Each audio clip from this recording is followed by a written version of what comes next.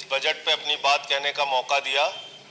Sir, मैं इस budget पे और इनके डिजिटल इंडिया पे राजीव जी की एक कविता है, वो एक बड़े अच्छे कवि हैं, उन्होंने लिखा है, वो सदन के सामने सुनाना चाहूंगा। खाओ डिजिटल, गाओ डिजिटल, देश का बैंड बजाओ डिजिटल, रुपया डिजिटल, बैंक भी डिजिटल और सेना का टैंक भी डिजिटल। बच्चे पाए डिजिटल शिक्षा और फिर मांगे डिजिटल भिक्षा। बच्चे पाए डिजिटल शिक्षा और फिर मांगे डिजिटल भिक्षा। डिजिटल डॉक्टर, डिजिटल गोली, डिजिटल ईद और डिजिटल होली, डिजिटल सड़क पर डिजिटल कार, डिजिटल संसद और सरकार, डिजिटल खेत में करो किसानी, डिजिटल खाद और डिजिटल पानी, डिजिटल दूध और डिजिटल गाय, डिजिटल चीनी, डिजिटल चाय, भर के खाओ डिजिटल रोटी और फिर कर दो डिजिटल पोटी। ये इस बजट के बारे में एक कवि की प्रतिक्रिया है मान्यवर।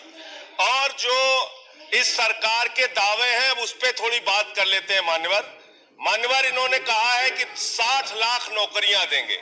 मैं पूछना चाहता हूं, आपने तो स्वयं स्वीकार कर लिया, पहले तो आप 2-2 करोड़ करके लोगों को मूर्ख बनाते रहे और अब आप खुद स्वीकार कर रहे हैं कि 2 करोड़ आपके बस की नहीं है। अब आप 60 लाख नौकरियां देने की बात कह रहे हैं। और आप नौकरियां कैसे दे रहे हैं नौजवानों को मान्यवर?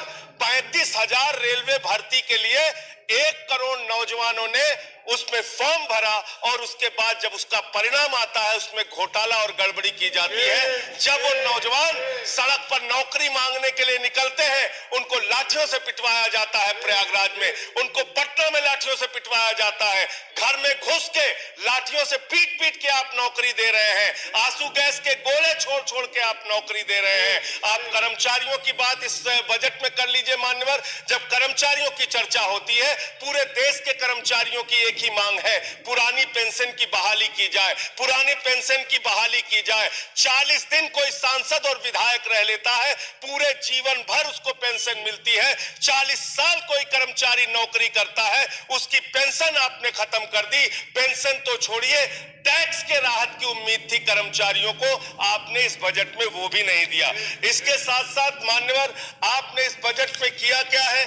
22 तक सबको घर देने की आपकी योजना थी, वो 22 तक घर देने की योजना भी पूरी तरीके से जमीन पर उतर के नहीं आई, वो भी फेल साबित हुई।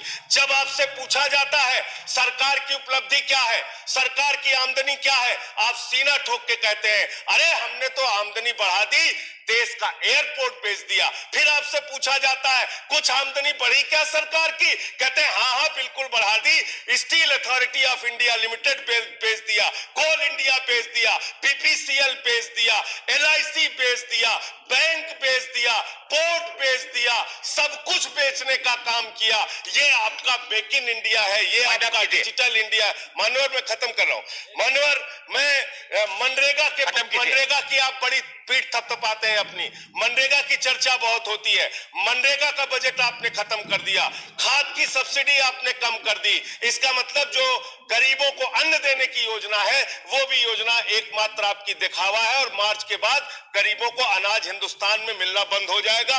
अंत में आपके माध्यम से एक ही सरकार से अनुरोध करना चाहूंगा कि अपना ध्यान देश की तरक्की पर लगाइए, देश को आगे बढ़ाने पर लगाइए।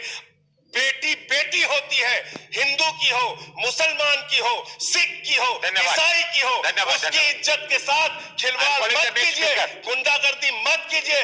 आप तय करने वाले कोई नहीं होते, कौन क्या पहनेगा, कौन क्या खाएगा, कौन क्या कैसे रहेगा, कौन